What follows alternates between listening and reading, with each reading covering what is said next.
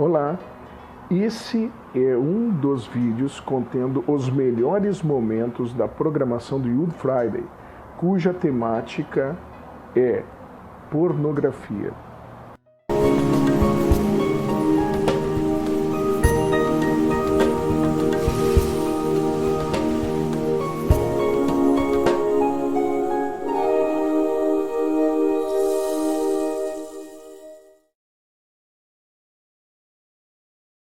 Não entra com essa pizza da morte dentro de casa. Porque você. E outra, mais uma informação bombástica. Quantas mil mulheres são sequestradas por ano para abastecer a indústria pornográfica? Veja, tem mais de 1 bilhão de sites pornográficos no mundo. Das quase 3 bilhões de pessoas que estão hoje conectadas na internet, então, veja, é quase que um site pornográfico para cada 3 pessoas que está na internet, que tem acesso. Então, veja, quantas mil pessoas são sequestradas para produzir esse material. Muita gente não sabe e precisa saber se conscientizar desses dados sombrios por trás da pornografia.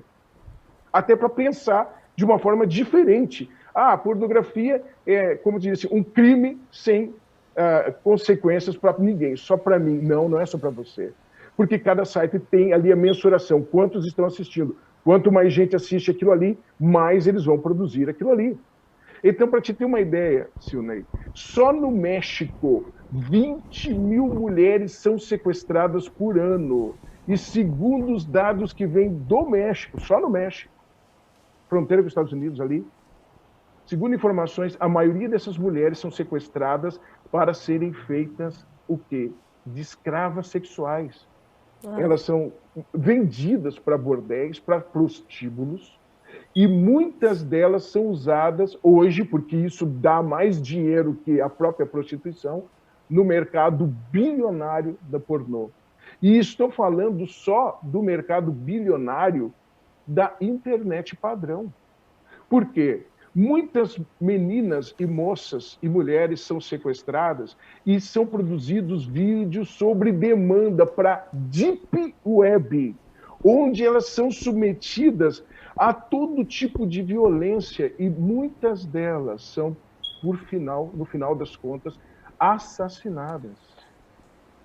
Notou como a pornografia é algo sangrento, violento?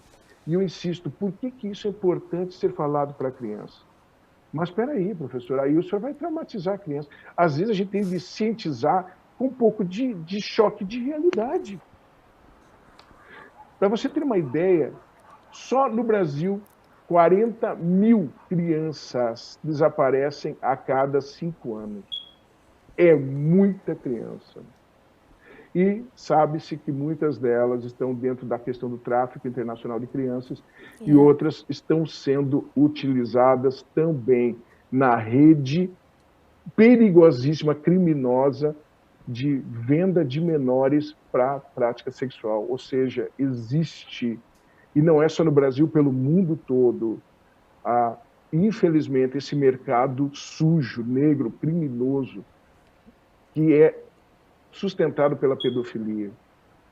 E por quê? Porque tem cliente. Tem cliente para chifre de rinoceronte branco, que está quase extinto? Tem. Então, enquanto tiver cliente, eles vão matar os rinocerontes. Os coitadinhos dos elefantes. Enquanto houver clientes para marfim de elefante, os elefantes, mesmo nas reservas governamentais, estarão em perigo. Há clientes, há pessoas que assistem essa pornografia, vários gêneros de pornografia, então vai existir quadrilhas, vai existir facções criminosas que estarão destruindo vidas de meninas, de mulheres, de crianças, para fornecer o quê? O produto que as pessoas estão procurando. Entendeu? Então, aqui, Silnei, é o meu grande ponto diferente de abordar para a criança esse assunto. É fazer ela se tornar uma ativista contra a pornografia. para que ela chegue na escola e o coleguinha, olha, eu vi um vídeo assim, peraí, você sabia que muitas crianças estão sendo sequestradas para fazerem esses filmes longe do papai e da mamãe? Elas não podem mais voltar para casa, são escravizadas, são forçadas a fazer essas coisas horríveis. Hoje existe muita mídia com crianças. Outras é mulheres imitando ser crianças, outras é crianças mesmo. Então, note, quando a criança se torna ativista contra a pornografia, ela já está ficando o quê? Vacinada contra isso. Yeah. Porque às vezes ela nem consegue assimilar algumas questões que nós vamos passar aqui, a depender da pergunta dos internautas, elas não vão assimilar algumas questões, tipo, depois do seu casamento você vai ter problema. A criança é um pouco imediatista. Depois do casamento, nem sei se vou casar, mamãe. E tal. Então, complica. Mas ali, você pegando e colocando ela como uma aliada na campanha contra a exploração sexual infantil, contra a pedofilia, contra o sequestro de meninas, de moças, de mulheres, você tem uma criança que estará vacinada contra a pornografia, cientizada que cada vídeo que ela assiste, ela está dando mais incentivo, ela está sendo cúmplice de todos esses atos, crimes praticados contra meninas como ela. Aí você fez o que com a criança? Você pegou ela pelo coração. Mamãe, não quero mais comer esse tipo de sardinha porque mata baleias e golfinhos. Não quero mais essa cola plástica porque mata as tartarugas. Não quero mais saber dessa pornografia aí, porque eu não quero ser cúmplice com os bandidos que levam as criancinhas para fazer esses filmes feios. Nada como a conscientização, né? Yeah. Eu quis dizer, tem nada como a conscientização. A partir do momento que ela está consciente, e eu acho assim, ultimamente tem muito essa coisa de ser ativista, e a criança tem a empatia, como você falou. Então, daí você tem como é que eu vou falar assim? Você está desenvolvendo nessa criança um potencial grande para defender o que é certo, o que é bom, e se proteger ao mesmo tempo. E proteger o coleguinha que está do lado, de repente, querendo oferecer, né? Mudar a atitude do colega. Até porque muitas crianças, o primeiro contato que tem com a pornografia é através dos amiguinhos, dos coleguinhas, dos priminhos, dos parentes, dos familiares. Porque, como eu já disse, não é que a criança seja inescrupulosa, sem vergonha, maliciosa. A criança só é curiosa. Sim. Ela quer entender, é uma coisa nova para ela. E tudo que é novo, para a criança, chama atenção. Sim. Agora, você conscientizando que aquele novo é perigoso e tem toda uma consequência sanguinolenta, a criança já percebe, olha, isso eu não vou ficar longe. Que nem as drogas, muitos usam por curiosidade. Mas depois que descobre, olha, isso aqui mata, isso aqui vicia, isso aqui transforma jovens brilhantes em vegetais, fazem eles se matarem, roubarem para a cadeia. Pensando bem, deixa a curiosidade para lá. Não quero nem saber o que é usar droga. Por quê? Porque eu não quero arriscar ter de vivenciar as tragédias humanas que eles vivenciam. Pronto. Com certeza. Com esse pouco mais alguma que você pergunta? Falou, pelo pouco que você falou, eu acho que você respondeu 3 perguntas, né? Se tiver faltando algo, você complementa daí. Os consumidores de pornografia tendem a achar que aqueles atores estão realizando sonho de consumo e eles ficam, eu quero ser igual. Você colocou sobre isso, que a realidade é outra, né? A realidade desses profissionais é bem diferente. As doenças e tudo mais. A propaganda do Hollywood, do cigarro, que passava antigamente. Aquele ator que fazia propaganda do cigarro morreu de câncer.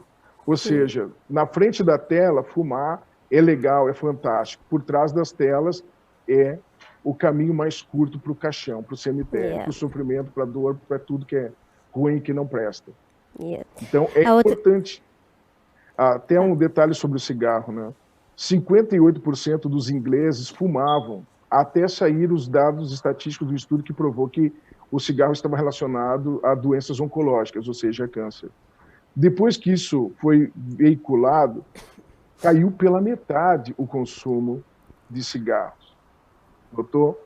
Quando a pessoa é conscientizada sobre o verdadeiro mal que algo faz, deixar aquilo é muito mais fácil do que simplesmente o achismo. Eu acho que é bom, eu acho que não é. Não. está aqui o dado, tu tem uma probabilidade violenta de morrer de câncer. Ok, não quero mais. Ok. A outra pergunta era a relação do consumo de pornografia com sequestro de crianças, que você colocou, abuso infantil, pedofilia, tráfico. As consequências de se começar a consumir pornografia na infância. Ok, vamos lá. Tem o que para falar sobre isso? Algumas questões. Primeiro, como já disse, tem de conscientizar, tornar a criança um ativista. Partir da defensiva para a ofensiva. Meu filho, você tem de ajudar seus coleguinhas a ficarem longe disso, porque está matando crianças, está destruindo a vida de pessoas, etc, etc, etc. Esse é o vício da morte, e vocês não vão querer ser cúmplices.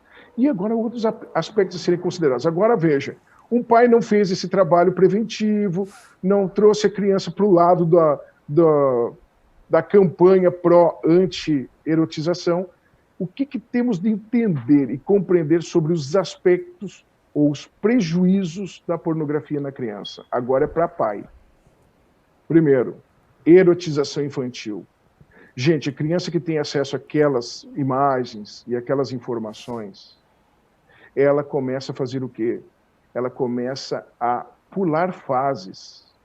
A criança que antes queria brincar, queria fazer coisas de criança, agora já está começando a pensar demais em coisas que não são de crianças.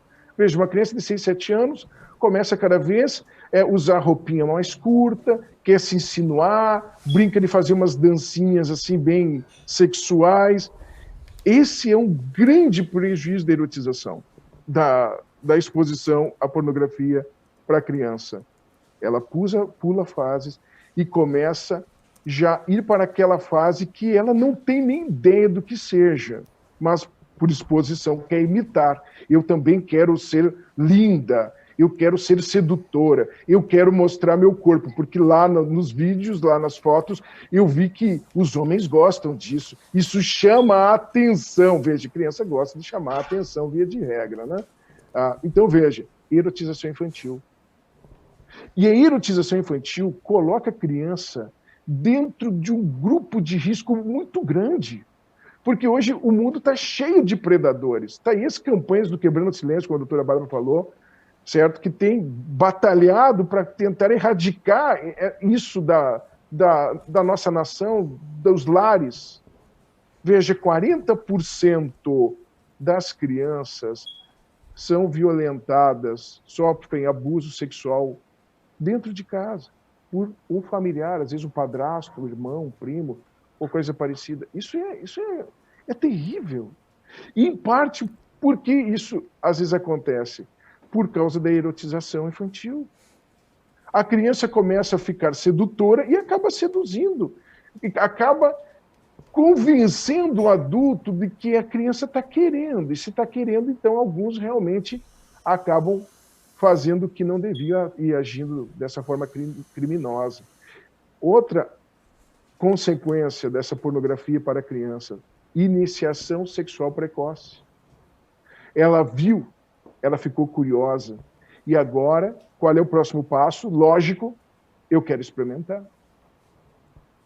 Entendeu? Eu quero experimentar. Será que isso é bom mesmo? Parece tão bom nos filmes.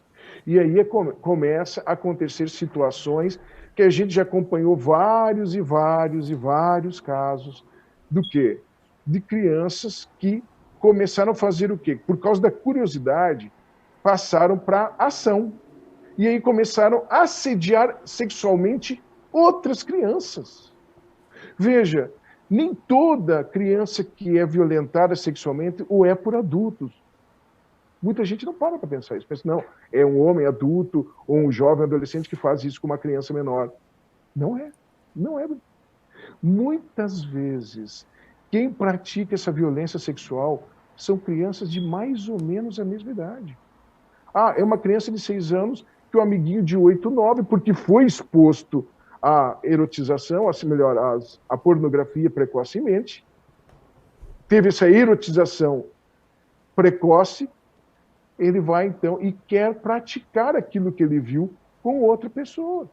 E vai praticar com quem? Com adulto, não vai conseguir. Então ele vai lá e tenta seduzir a criança menor, dizendo que não, aquilo é só uma brincadeira, que a criança vai gostar, que vai ser bom para os dois, e ela não tem curiosidade para saber como é. Então a pessoa vai lá e a criança passa a outra criança na lábia e pratica atos sexuais. Veja, eu trabalhei na rede de escolas adventistas como capelão.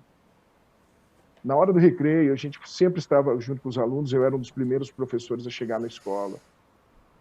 E estava sempre acessível aos alunos que queriam conversar com a gente. E eu vi, não foram poucas histórias de alunos que tiveram sua primeira experiência sexual com 11, 12 anos, outros com 8, 9 anos. Quem fez isso? Às vezes